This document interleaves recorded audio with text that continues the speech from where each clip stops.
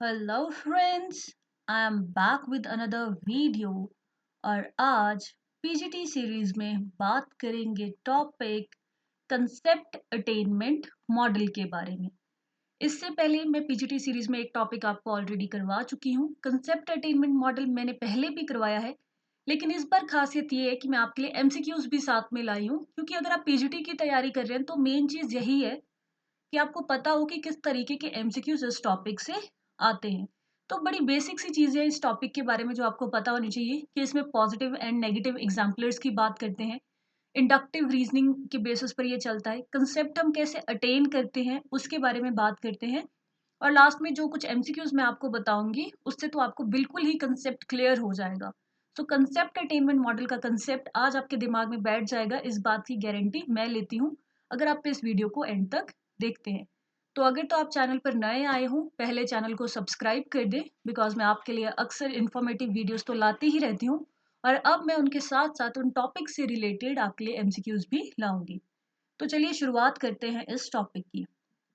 तो concept attainment is a constructivist approach to teaching and learning drawn from the work of Jerome Brunner.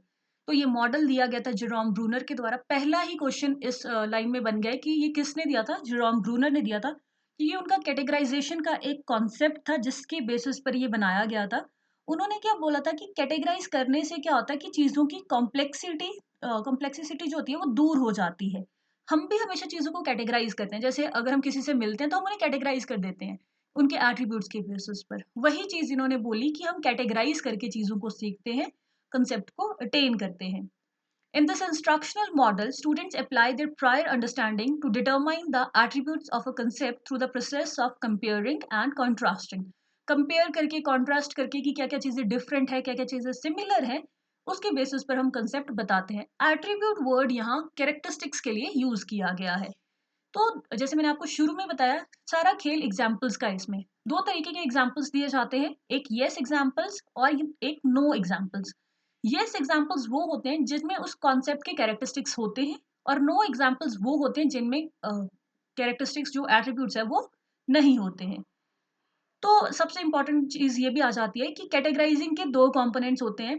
एक तो concept formation, जिसको हम categorising बोलते हैं, कि पॉजिटिव और नेगेटिव एग्जांपल्स जब टीचर प्रोवाइड कराएगा तो बच्चा क्या करेगा, उस चीज को अलग रख लेगा, कि कैटेगराइज कर देगा कि अच्छा इसमें ये सिमिलैरिटीज है, इसको मैं अलग रख लेता हूँ।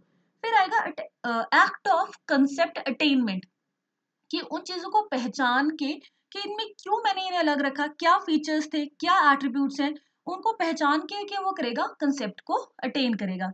यानी कि सबसे पहले क्या किया, कैटेगराइज किया उस चीज को बच्चे ने। फिर कैटेगराइज करने के बाद क्या किया, रिकॉग्नाइज किया कि क्यों मैंने अलग किया, और उसके बेसिस पर कंसेप्ट को अटेन कर लिया।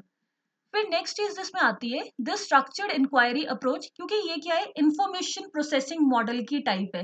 जैसे इंक्वायरी ट्रेनिंग मॉडल जो होता है, कंसेप्ट अटेनमेंट मॉडल जो है, एडवांस ऑर्गेनाइजर मॉडल है, मेमोरी ट्रेनिंग मॉडल है, ये सब इंफॉर्मेशन प्रोसेसिंग मॉडल है, क्योंकि इसमें हम इंफॉर्मेशन को प्रोसेस करते हैं। तो इंक्वायरी अप्रोच है, ये अपॉर्चुनिटी क्या मिलती है कि बच्चा रेलेवेंट और इररेलेवेंट इन्फॉर्मेशन को अलग करना सीख जाता है। ऑब्जर्व करते हैं, पहले देखेगा कि क्या चीज़ है, फिर उसको क्लासिफाई करेगा, फिर उसकी हाइपोथेसिस बनाएगा कि अच्छा ये कॉन्सेप्ट हो सकता है। Connect newly attend concept with the old information, जो नया कॉन्सेप्ट अटेन किया होता है उसको ओल्ड इन्फॉर्मेशन के साथ कनेक्ट करते हैं। जैसे हम भी अगर किसी इंसान के बारे में ही कंसेप्ट बनाएं, तो जैसे हमने देखा होता है कि पहले कोई एक इंसान हमें मिला होता है जो बहुत जॉली है, तो हमें लगता है कि वो अच्छा इंसान है। लेकिन अगर हमने नया कॉन्सेप्ट ये सीखा कि जो बहुत जॉली है, बहुत स्माइल करे, जरूरी नहीं कि वो अच्छा ही हो सकता है कि वो दिखावा टाइप करने वाला इंसान हो या कुछ। तो क्या किया, पुरानी इन्फॉर्मेशन और नए इन्फॉर्मेशन को क्या कर दिया, कनेक्ट कर दिया। उसी तरीके से हम कंसेप्ट्स भी सीखते हैं। इंडक्टिवली थिंक करने में हेल्प करता है, ये सबसे इंपॉर्टेंट पॉइंट है इसमें, क्योंकि डायरेक्ट इस पर क्वेश्चन आता है कि concept attainment model inductively work करता है या डिडक्टिवली। इंडक्टिवली, क्योंकि मैंने शुरू में ही बताया कि इसमें क्या है, शुरू में ही एग्जाम्पल्स मिल जाते हैं।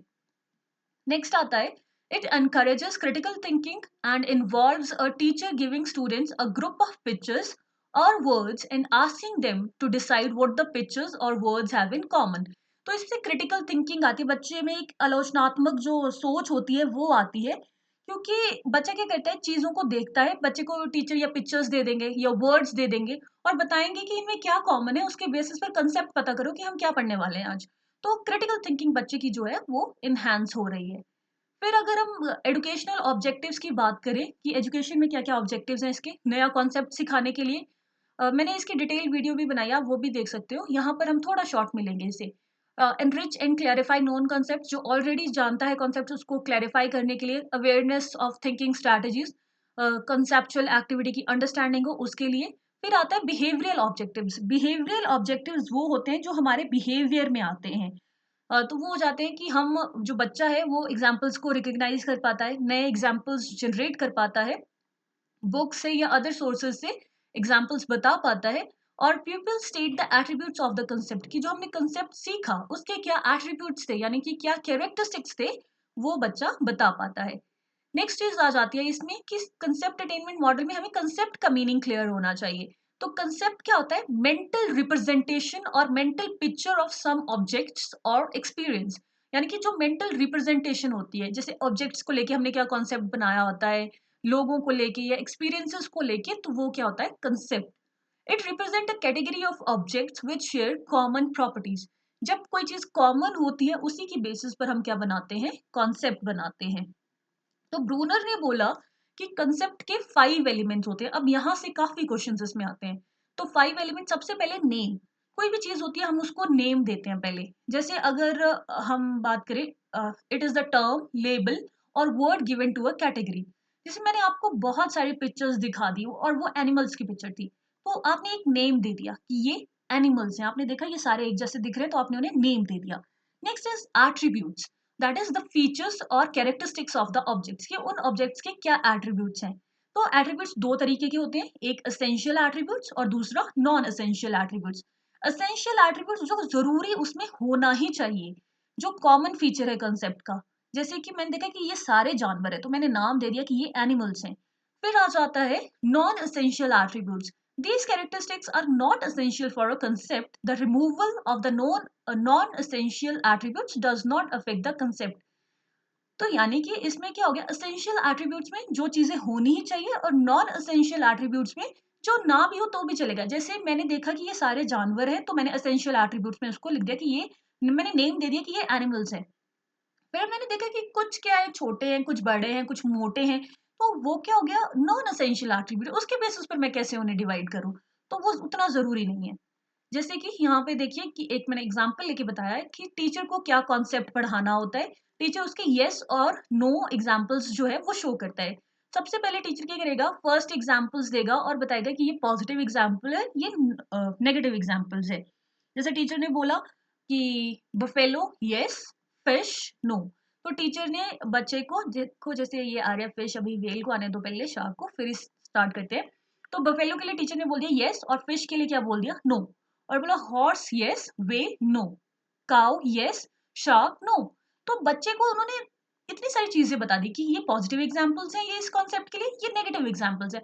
अब बच्चा कंसेप्ट बनाएगा। Teacher ask student to put other example in correct box. अब इसके बेसिस पे क्या देखो, बच्चे को अभी तक क्या लगा कि टीचर या तो हमें अ, इसके बारे में पढ़ाना चाह रहे हैं कि हर्बीवोर्स एनिमल्स के बारे में पढ़ाना चाह रहे हैं, और या फिर सी एनिमल्स के बारे में पढ़ाना चाह रहे हैं।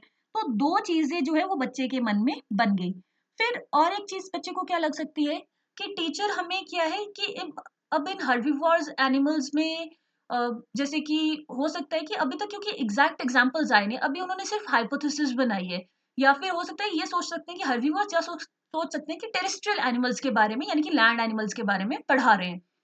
फिर टीचर ने उन्हें और एग्जांपल्स दिए। अब ये हाइपोथेसिस उन्होंने बना ली, पहले एग्जांपल्स मिले फिर हाइपोथेसिस बना ली। अब टीचर ने और एग्जांपल्स दिए और बोला इन्हें करेक्ट बॉक्स में डालो। तो और एग्जांपल कहते हैं lion, squid, dog, giraffe, octopus, sea horse. तो बच्चों ने देखा कि अब इनमें से कुछ जो है ना वो वाटर एनिमल्स ही हैं, तो यानी कि एक वाटर एनिमल्स की कैटेगरी में जाएंगे ये। और दूसरा क्या आ गया, जो कंसेप्ट उन्होंने बताया कि हम पढ़ेंगे आज पॉजिटिव एग्जाम्पलर्स, उसमें उन्होंने देखा कि एक एग्जाम्पल लाइन भी आ रहा है। अब लाइन सी एनिमल्स में तो जाएगा नहीं, तो इससे उनकी जो एक हाइपोथेसिस थी वो अलग होगी। उन्हें क्लैरिटी आ गई कि ये किसके बारे में बात कर रहे हैं, टेरेस्ट्रियल एनिमल्स के बारे में बात कर रहे हैं, हर्बीवोर्स के बारे में बात नहीं कर रहे हैं। तो यानी कि पहले एग्जाम्पल मिला, फिर हाइपोथेसिस बनाया, फिर जब और एग्जाम्पल्स मिले तो उस हाइपोथेसिस को पक्का किया कि कौन सी सही है कौन सी गलत है, और लास्ट में कंसेप्ट को अटेन कर लिया। तो इस तरीके से इसमें हम सीखते हैं। जैसे कि एग्जाम्पलर्स क्या होते हैं, जो पॉजिटिव एग्जाम्पलर्स जो मैंने अभी आपको बताया ही, एसेंशियल एट्रीब्यूट्स जिनमें होते हैं वो पॉजिटिव एग्जाम्पलर्स होते हैं, और नॉन एसेंशियल एट्रीब्यूट्स जिनमें होते हैं वो नेगेटिव एग्जाम्पलर्स होते हैं, जिनकी कोई जरूरत नहीं होती है कंसेप्ट को सीखने के लिए। बस कंसेप्ट सीखने में क्या है कि वो बताते हैं कि किस तरीके से ये चीज अलग है, तो क्या कॉन्सेप्ट हम सीखने जा रहे हैं। एट्रीब्यूट वैल्यू, कैसे कैरेक्टरिस्टिक होंगे उस बेसिस पर हम उन्हें वैल्यू देते हैं कि ये पॉजिटिव एग्जाम्पलर्स हैं या नेगेटिव एग्जाम्पलर्स हैं, यानी कि कैरेक्टरिस्टिक्स के बेसिस पर हम उसे एट्रीब्यूट वैल्यू देते हैं। नेक्स्ट आता है रूल। तो लास्ट में क्या बना लिया हमने, रूल बना लिया, डेफिनेशन बना ली, summarises the findings of search for attributes. कि जैसे इस वाले कॉन्सेप्ट में लास्ट में क्या बता लिया, बनाया, एक तो मैंने बना लिया और बता दिया, कॉन्सेप्ट थोड़ा उलझ गया यहाँ पर। तो रूल है, यानी कि जो लास्ट में बताया उन्होंने कि ये हम लैंड एनिमल्स के बारे में आज पढ़ेंगे, तो दैट इज रूल। नेक्स्ट आता है description of concept attainment model. तो जितने भी हम टीचिंग मॉडल्स पढ़ते हैं उनका एक सिंटेक्स होता है, वो चीज आपको फॉलो करनी होती है। तो सबसे पहले इसमें होता है एक मतलब एलिमेंट्स होते हैं इसके, फोकस की क्या गोल है हमारे उसका। तो इस कंसेप्ट अटेनमेंट मॉडल का गोल है कि बच्चे के अंदर कंसेप्ट वो खुद इफेक्टिवली बना पाए और इंडक्टिव रीजनिंग आए, एज इसमें हम एग्जाम्पल टू रूल जा रहे हैं।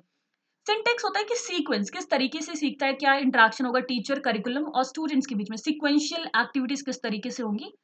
तो सबसे पहले डाटा को प्रेजेंट किया जाएगा, जैसे मैंने बताया एग्जांपल्स होंगी, नॉन एग्जांपल्स होंगे। एनालिसिस ऑफ हाइपोथेसिस होगी, जिसके बेसिस पर बच्चा हाइपोथेसिस बनाएगा, उसको टेस्ट करेगा। हाइपोथेसिस होता है एक टेंटेटिव स्टेटमेंट या सॉल्यूशन, कि जो हम पहले से बना के चलते हैं अपने मन में कि ऐसा होगा, हो सकता है वो आगे जाके एक्सेप्ट हो सकता है आगे जाके रिजेक्ट हो जाए। तो इस तरीके से होता है। फिर होता है क्लोजर, कि लास्ट में टीचर जो है वो बच्चे को बताएंगे कि आपने सही सोचा है, गलत सोचा है, यानी कि बताएंगे कि हाइपोथेसिस एक्सेप्ट हुई है या रिजेक्ट हुई है। फिर होता है प्रैक्टिस एप्लीकेशन, टीचर और एग्जांपल्स दे के बच्चों को उन कॉन्सेप्ट्स को अप्लाई करना सिखाते हैं।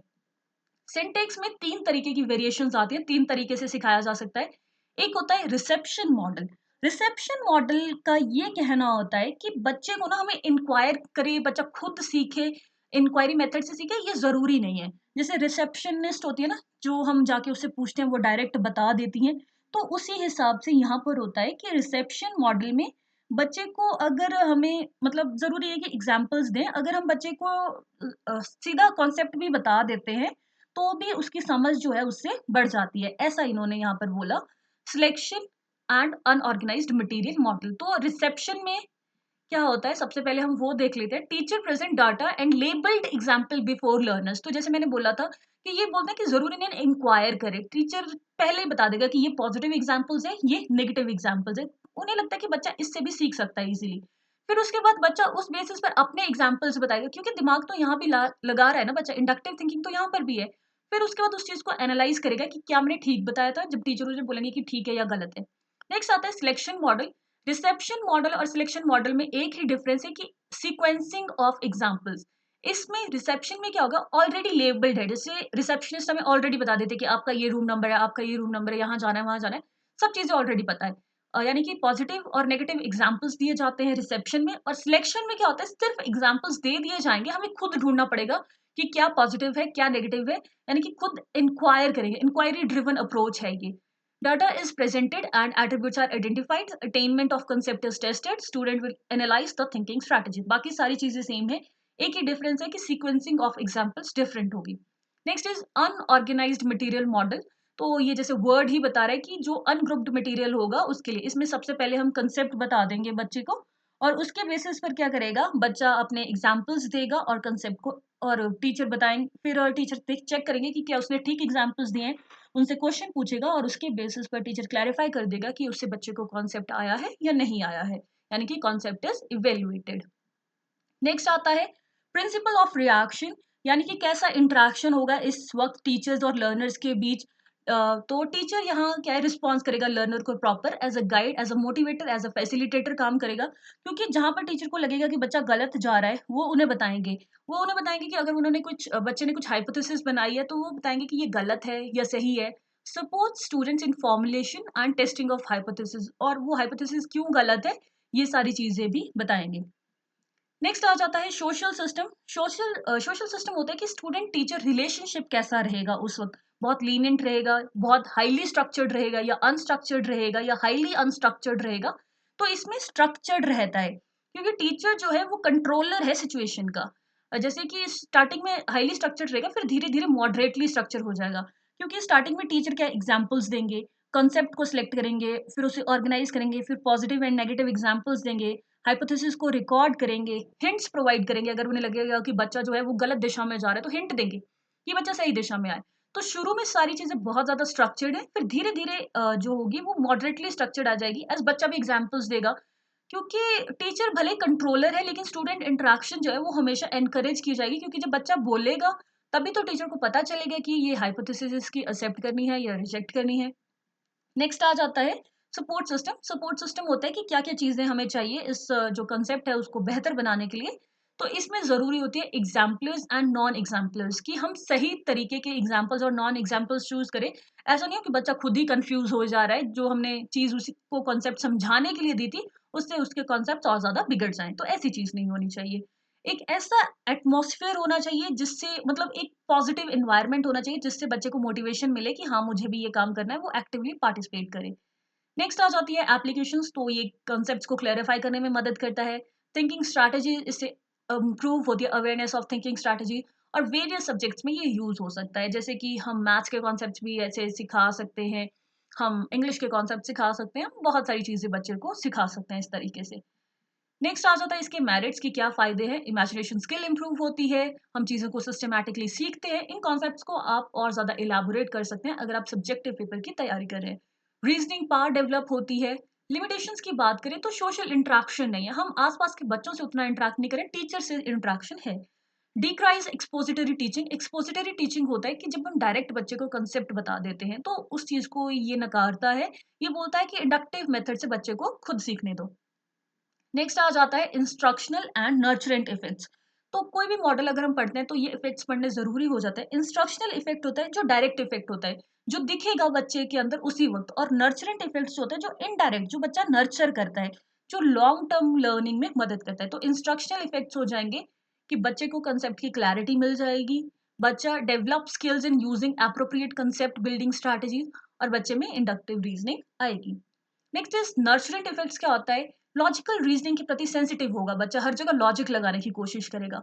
Tolerance of ambiguity and initial errors, जैसे इसमें शुरू में बच्चे ने हाइपोथेसिस बनाई दो तीन, और कुछ हाइपोथेसिस एक्सेप्ट हुई, कुछ हाइपोथेसिस रिजेक्ट हुई, तो उसके बेसिस पर बच्चे ने देख लिया कि मतलब कुछ चीजें गलत भी हो सकती हैं, तो वो टॉलरेंस पार आएगी उसमें। ये नहीं कि कुछ गलत हो गया तो भाई अब तो हम पढ़ेंगे ही नहीं, अब तो हम आगे करेंगे ही नहीं, तो वो वाली चीज नहीं रहती है। एक अच्छी हैबिट बच्चे के अंदर आती है। अ sense of using alternative perspectives. अब जैसे इसमें एक हाइपोथेसिस नहीं लगी तो उसने दूसरी लगा ली। जैसे इसमें एक एग्जांपल ये भी ले सकते हैं कि जैसे बच्चे को टीचर ने बोला मैंगो यस पोटैटो नो, बनाना यस, इस तरीके से बोला। तो बच्चे ने क्या देखा कि मैंग या शुरू में सिर्फ एक एग्जांपल दिया मैंगो यस पोटैटो नो, तो बच्चे ने तीन हाइपोथेसिस बना ली कि या तो ये 5 लेटर वर्ड्स की बात हो रही है, या फ्रूट्स की बात हो रही है, या विटामिन विटामिन ए की बात हो रही है। तो अब टीचर ने क्या बोला, बनाना यस, नेक्स्ट चीज बोल दी, और बोल दिया कॉलीफ्लावर नो। तो इससे बच्चे को एक चीज तो क्लियर होगी, एक हाइपोथेसिस उसकी रिजेक्ट होगी कि ये 5 लेटर वर्ड की बात तो नहीं हो रही है, क्योंकि बनाना जो है वो 6 लेटर वर्ड है। तो वो उसके अंदर टॉलरेंस आनी चाहिए, ये नहीं कि अब ये तो मेरा कॉन्सेप्ट गलत हो गया, मेरी एक हाइपोथेसिस गलत होगी, तो वो टॉलरेंस आनी चाहिए। फिर नेक्स्ट अगर टीचर बताता है कि ऑरेंज यस, तो यहाँ से उन्हें पता चला कि विटामिन की बात भी, विटामिन ए की बात भी नहीं हो रही है, जैसे पहले उसने सोचा शायद विटामिन ए की बात हो रही है, क्योंकि ये सिट्रस फ्रूट है तो इसमें विटामिन सी ही मेन है। तो फिर उन्होंने क्या पता करा कि इस बेसिस पर उसकी एक हाइपोथेसिस लास्ट में एक्सेप्ट होगी कि ये फ्रूट्स की बात हो रही है। तो इस तरीके से जो अपनी गलती है उसके प्रति टॉलरेंस आती है। नेक्स्ट एमसीक्यूज देखेंगे जो सबसे ज्यादा इंपॉर्टेंट हो जाते हैं पीजीटी सीरीज के लिए। तो in which level of teaching the learner gets an opportunity to discriminate at length between positive and negative exemplars of concept. यानी कि कौन से लेवल पर पॉजिटिव और नेगेटिव एग्जाम्पलर्स आते हैं कॉन्सेप्ट के, अगर हम शॉर्ट में समझे तो 3 लेवल्स होते हैं टीचिंग के, मेमोरी लेवल, अंडरस्टैंडिंग लेवल और रिफ्लेक्टिव लेवल। मेमोरी लेवल पे रोट मेमोराइजेशन होती है, अंडरस्टैंडिंग लेवल पर हम एग्जाम्पल्स से सीखते हैं, रिफ्लेक्टिव लेवल पे क्या होता है कि हम क्रिटिकल थिंकिंग करते हैं। फिर आता है ऑटोनोमस डेवलपमेंट लेवल, भी एक होता है जो कि मॉरिस एल बिकी ने दिया था कि कुछ चीजें जो है वो खुद ही सीखते जाते हैं, तो वो ऑटोनोमस में आती है, जो शुरू से ही शुरू हो जाता है, जैसे जब छोटा बच्चा होता है उसे कोई सिखा नहीं रहा होता है, आसपास से देख के वो खुद ही सीख जाता है। तो यहाँ पर जो कीवर्ड था वो था पॉजिटिव एंड नेगेटिव एग्जाम्पल्स, तो आंसर क्या हो जाएगा, option B, that is understanding level. Next है कंसेप्ट अटेनमेंट मॉडल एम्फेसाइजेस, तो ये मैंने स्टार्टिंग में ही बोल दिया था आपसे, ना तो ये डिडक्टिव अप्रोच है। डिडक्टिव अप्रोच क्या होता है? जब हम रूल टू एग्जाम्पल जाते हैं। इंट्यूटिव, जब हम इंट्यूशंस के जरिए सीखते हैं। एनालिटिकल, जब हम एनालाइज करके सीखते हैं, चीजों को ब्रेक डाउन करके सीखते हैं। और इंडक्टिव, जब हम एग्जाम्पल टू रूल जाते हैं। तो कंसेप्ट अटेनमेंट मॉडल किस पे एम्फेसाइज करेगा? इंडक्टिव अप्रोच पे। So that is option number D. Next है, who was the father of concept attainment model? Easiest question, लेकिन काफी बार एग्जाम्स में आया है। तो इसके फादर हैं जेरोम ब्रूनर। और ब्रूनर ने ही स्पाइरल करिकुलम का कॉन्सेप्ट भी दिया था, क्योंकि इन्होंने क्या बोला था कि बच्चा जो है वो बार बार आके उस चीज को सीखता है। और कंसेप्ट अटेनमेंट में भी यही बोला उन्होंने कि प्रीवियस नॉलेज को भी कनेक्ट करता है उससे। So the next question is, which of the following is not true of concept attainment? अब जिन क्वेश्चंस में भी नॉट लग जाता है उन्हें बहुत ध्यान से करने की कोशिश करनी चाहिए, क्योंकि हम क्या देखते हैं, सीधा ही कुछ चीज देखेंगे कि certain concept categories and themes, तो ये तो है, तो बी लगा दिया, बट ये नहीं देखा कि उसमें नॉट दिया है। Concept attainment encourages critical and deep thinking, बिल्कुल करता है। बच्चा सोच रहा है, बच्चा दिमाग लगा रहा है, हाइपोथेसिस बना रहा है। Good strategy to teach kids attributes of certain concept categories and themes, बिल्कुल। Teacher will often show pictures और वर्ड्स, जो मैंने एग्जांपल दिखाया आपको वो भी यही था कि टीचर ने पहले पिक्चर्स शो किए बच्चों को हर्बीवोर्स एनिमल्स के या टेरेस्ट्रियल एनिमल्स के। The concept is given to students at the beginning of this strategy, concept बच्चे को शुरू में ही दे दिया जाता है। और अगर ऐसा ही होता तब तो ये पूरी कहानी गलत हो जाती। नाम ही उसका कंसेप्ट अटेनमेंट है, तो कंसेप्ट शुरू में ही दे देंगे तो अटेन क्या करेगा? तो वही बात आती है कि ऑप्शन नंबर डी क्या हो जाएगा करेक्ट आंसर, कि कंसेप्ट शुरू में नहीं दिया जाता है, कंसेप्ट लास्ट में बच्चा बनाता है, शुरू में बच्चे को एग्जाम्पल्स दिए जाते हैं। Next is, help students to promote thinking and construction of knowledge, की थिंकिंग को प्रमोट करता है और नॉलेज को बच्चा खुद कंस्ट्रक्ट करता है। तो क्या आंसर हो जाएगा इसमें? Option number D, that is concept attainment model. Next है, negative exemplars are part of, तो मैंने बताया था आपको पॉजिटिव एग्जाम्पलर्स किसके पार्ट है? एसेंशियल एट्रीब्यूट्स के। तो नेगेटिव किसके पार्ट हो जाएंगे? नॉन एसेंशियल एट्रीब्यूट्स के। तो आंसर है option number C. Next is, the concept attainment model is, the concept attainment model क्या है? Rigorous assessment centred teaching model that helps in development of rote memory. कोई भी model जो होता है वो रोट मेमोरी को तो प्रमोट नहीं ही करता है। नेक्स्ट है, dynamic interactive teaching model that supports development of conceptual knowledge, कि डायनामिक है, इंटरैक्ट कर रहा है टीचर, इंटरैक्टिव टीचिंग मॉडल जो कि कंसेप्चुअल नॉलेज क्रिएट कर रहा है। अब वर्ड कंसेप्ट एंड कंसेप्चुअल, यहीं से क्लैरिटी मिल जाती है। फिर भी बाकी ऑप्शंस देख लेने चाहिए, क्योंकि कभी कभी क्या होता है कि दो आंसर्स जो होते हैं, दो ऑप्शंस जो होते हैं वो स्ट्रांग होते हैं, मतलब ठीक, और उनमें से हमें स्ट्रांग चूज करना होता है। Next is traditional standard based teaching model that emphasise memorisation, तो मेमोराइजेशन जैसे मैंने बताया वो नहीं होता है। Collaborative group centre teaching model that develops knowledge via group interaction, तो ग्रुप इंटरेक्शन भी इसमें नहीं हो रही है, काफी स्ट्रक्चर्ड माहौल है, टीचर से इंटरेक्ट कर रहे हैं बच्चे बस। तो आंसर हो जाएगा इसमें B, option number B. Next is, read the following list of items. ऐसे बहुत बार क्वेश्चन आता है कि आपको मिलाना होता है, और इनमें से जो तीन हैं ये तो आपके सिलेबस में है ही। और बाकी भी पूछ लेते हैं, जनरल सा कॉन्सेप्ट है। कंसेप्ट अटेनमेंट मॉडल किसने दिया है? जेरोम ब्रूनर ने। इंक्वायरी ट्रेनिंग मॉडल किसने दिया है? रिचर्ड सचमैन ने। ये हम करेंगे भी। देखो, इंक्वायरी ट्रेनिंग मॉडल को ऐसे याद रख सकते हो कि इंक्वायर कौन करेगा? जो सच्चा आदमी होगा उसको हमेशा ये होगा कि क्या इसने सच बोला है, तो रिचर्ड सचमैन, वहां से आप याद रख सकते हो। इंडक्टिव थिंकिंग मॉडल ये हम पढ़ते आए हैं हमेशा से कि हिल्डा टाबा इंडक्टिव रीजनिंग की बात करती हैं, तो हिल्डा टाबा आ जाएगा इसमें। एडवांस ऑर्गेनाइजर मॉडल जिसमें मीनिंगफुल लर्निंग होती है, ये भी हम पढ़ेंगे और इसके क्वेश्चंस भी करेंगे। तो ये किसने दिया है? डेविड ऑसवेल ने। ए से आप रिलेट कर सकते हो, और भी मैं कुछ निमोनिक्स आपको इसके बताऊंगी। So the next question is, what do people like to do that makes using the concept attainment model or strategy in teaching works so well? ऐसा लोग क्या करना चाहते हैं जिसके बेसिस पर कंसेप्ट अटेनमेंट मॉडल जो है बहुत अच्छे से वर्क करता है as a teaching strategy. People like to brainstorm aloud with others. Brainstorming क्या होता है कि हम आइडियाज देते रहते हैं, बहुत सारे आइडियाज होते हैं, पर क्वालिटी पे फोकस नहीं होता है, क्वांटिटी पे फोकस होता है कि बहुत सारे आइडियाज हों। ऐसा कुछ हुआ इस मॉडल में? नहीं हुआ। People like to be a part of group to have a sense of community, कि वो ग्रुप का पार्ट बनना चाहते हैं ताकि एक रिलेशनशिप बिल्ड कर सकें लोगों से। ऐसा भी नहीं है। People like to categorize similar characteristics together into groups to make sense of their diverse and complex words. तो अगर आपको ध्यान हो, मैंने शुरू में ही आपको बताया था कि ब्रूनर ने क्या बोला था कि जब हम चीजों को कैटेगराइज करते हैं तो उससे उनकी कॉम्प्लेक्सिटी दूर हो जाती है। तो वही यहाँ पे कैटेगराइज करके, जैसे कि हम अगर दोस्त भी बनाने होते हैं तो हम क्या करते हैं, कैटेगराइज करते हैं कि मेरा दोस्त कौन सा हो सकता है। जैसे अगर मुझे घूमना फिरना पसंद है तो मैं वैसा दोस्त बनाऊंगी जिसको घूमना फिरना पसंद, तो मैं उन्हें कैटेगराइज कर दूंगी। ऐसा नहीं है कि बहुत सारे लोग होंगे उनमें से मैं देखूंगी कि कौन होगा, तो वो कॉम्प्लेक्स हो जाएगा। मतलब आइडियाज मेरे जो होंगे वो सॉर्टेड होंगे कि किस बेसिस पर मैं कैटेगराइज करूंगी, कि उसे भी घूमना फिरना पसंद हो, वो भी खाने का शौकीन हो। तो उस बेसिस पर हम क्या करते हैं, चीजों को कैटेगराइज करते हैं ताकि कॉम्प्लेक्स वर्ड्स को जो है हम कम कर सके, कॉम्प्लेक्सिटी को कम कर सके। तो राइट आंसर जो हो जाएगा that will be option C. Next है, category of objects that share common properties is called. तो जहां कॉमन प्रॉपर्टीज होती है वो क्या होता है, कॉन्सेप्ट होता है। एट्रीब्यूट कैरेक्टरिस्टिक्स होते हैं, रूल जो होता है वो बाद में बनाते हैं, और फैक्ट जो होता है वो चेंज नहीं होता है। और कॉन्सेप्ट वो होता है जो हमने बनाया होता है। तो the right answer will be option C. Next is the relationship between the teacher and learners in a teaching model is. तो ये मैंने शुरू में भी बताया था आपको जब हम syntax, social system, support system, उसके बारे में बात कर रहे थे। तो रिलेशन क्या होता है कि सोशल इन्वायरमेंट कैसा है। तो आंसर हो जाएगा social system, that is option D. Next है, in the concept attainment model a word that describe the concept for communication is. यानी कि जिसके बेसिस पर हम शुरू करते हैं। तो कंसेप्ट के एलिमेंट में फर्स्ट ही बताया था नेम, कि यानी कि हमने क्या नेम दिया उसी के बेसिस पर तो आगे चलेंगे। तो राइट आंसर हो जाएगा इसमें ऑप्शन बी।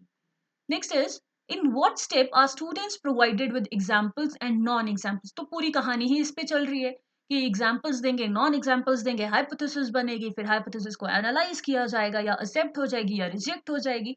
तो सबसे पहले क्या आ रहे हैं, एग्जांपल्स ही आ रहे हैं। सो the answer will B step 1, that is option A. Next है, एप्लीकेशन आर स्टूडेंट्स। एप्लीकेशन में बच्चे से क्या पूछा जाता है, व्हाट इज स्टेप 1। तो ये तो कभी नहीं हुआ है कि स्टेप 4 में पूछ लें कि स्टेप 1 क्या है या एग्जाम्पल क्या होती है। वाई और why non examples can become example, why और why not non example can become example. जैसे मैंने आपको बताया था कि एप्लीकेशन पार्ट में बच्चा क्या उस चीजों को अप्लाई करता है कि ये क्यों हो सकता है, ये क्यों नहीं हो सकता है, क्यों इसको एक में रखा था, क्यों नहीं रखा था। So the right answer will be option number C. Next is, in step 2 students are asked to form what. तो ये भी मैं बहुत बार बता चुकी हूँ। स्टेप 2 में क्या करेगा बच्चा, हाइपोथेसिस बनाएगा। So the answer is option B. Next है, what are the three types of variations in concept attainment model. तो जो सिंटेक्स था मैंने बताया था 3 तरीके से सिंटेक्स हो सकता है। तो उनमें से इन चारों में से क्या नहीं है, तो वो है आइडेंटिफिकेशन मॉडल। और राइट आंसर क्या हो जाएगा, B C D. Reception model, जिसमें पहले से ही बता दिया जाएगा कि पॉजिटिव और नेगेटिव एग्जांपल्स कौन से हैं।